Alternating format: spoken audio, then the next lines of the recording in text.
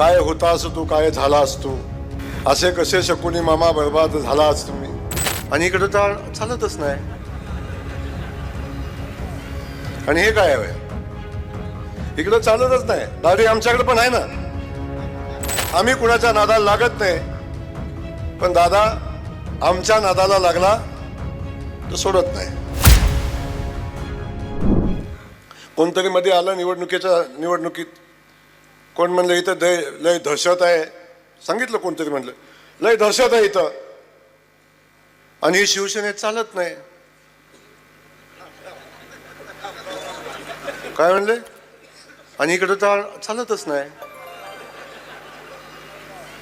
आणि हे काय आहे, इकडं चालतच नाही. दाढी आमच्याकडे पण आहे ना,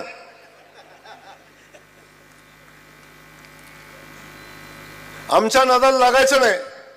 आमच्या नादाला जे लागला त्यांना माझा निरोप आहे की आमच्या नादाला लागला पहिल्यांदा कोरेगावला.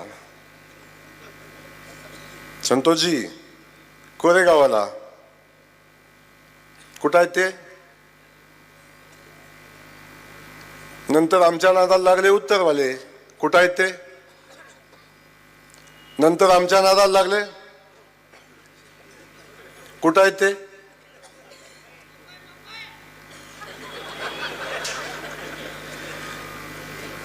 तेव्हा आम्ही कुणाच्या नादाला लागत नाही. आमचा अजेंडा क्लिअर आहे. आम्ही कुणाच्या नादाला लागत नाही. पण दादा आमच्या नादाला लागला तर सोडत नाही. ही भूमिका सातत्याने आमची आहे.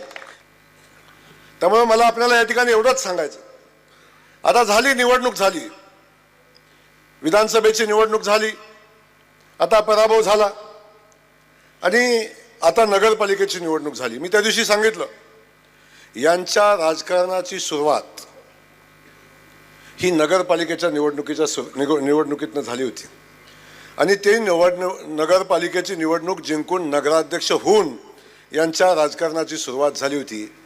आणि यांच्या राजकारणाचा अस्त, यांच्या राजकारणाचा शेवट हा नगरपालिकेची निवडणूक हारून झालेला आहे. आता सायकल कंप्लीट झालेली आहे, आता सर्कल कंप्लीट झाले. आता हे राजकारणात पुन्हा येणे नाही. प्रचंड मोठं नुकसान आपल्या मातीचं झालं. आपण बघितलं, सातत्यानं आपण म्हणतो काय होतास तू, काय झालास तू.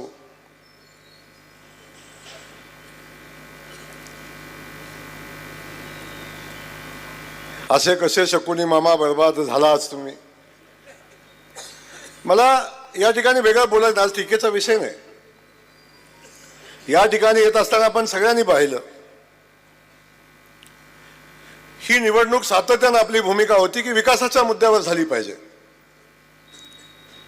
फलटणच्या विकासाच्या मुद्द्यावर मला वाटत नाही ही कधीच निवडणूक गेली.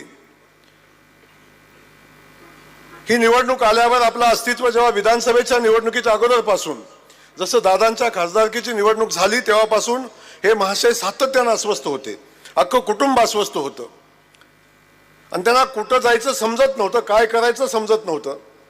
कुठं बसावं, कुठल्या पक्षात जावं, कुठल्या नेत्याकडे जावं, कोणाला मदत मागावी हे कधीच कळत नव्हतं. तेव्हा दादा मी सातत्यानं सांगितलं हे कधीही लढवय्ये नव्हते, कधीच लढवय्ये नव्हते. हे फक्त सत्तेत होते आणि सत्तेचा उपयोग करून लोकांना बांधून ठेवून, लोकांना दमबाजी करून, लोकांना त्रास देऊन हे सत्तेत राहिलेले होते. ज्या दिवशी सत्ता गेली त्या दिवसापासून हे माणसं अस्वस्थ झाली आणि कुठं जायचं हे त्यांना समजत नव्हतं. आपण सातत्यानं बघितलं लोकसभेच्या वेळी, पहिल्यांदा जसं अजितदादा सत्तेत आले तसे महाशय सत्तेत गेले. लोकसभेला पराभव झाला तसं अजितदादांचं तिकीट टाकून दिलं, पुन्हा तुतारीचं तिकीट घेतलं. आणि तुतारीचं नुकसान झालं वाटलं की पुन्हा भाजपच्या दारात लोटांगण घातलं, मला घ्या म्हणून. भाजपनं घेतलं नाही. अजितदादांच्या दारात गेले, त्यांनी घेतलं नाही. मग पुन्हा जशी ही निवडणूक लागली तसा हे आधार शोधायला लागले. अरे 20 वर्ष 25 वर्ष दादांनी संघर्ष केला, आम्ही संघर्ष केला, आम्ही रडलो नाही कधी. आम्ही संघर्ष केला. सामान्य माणसाच्या विकासाचं काम केलं.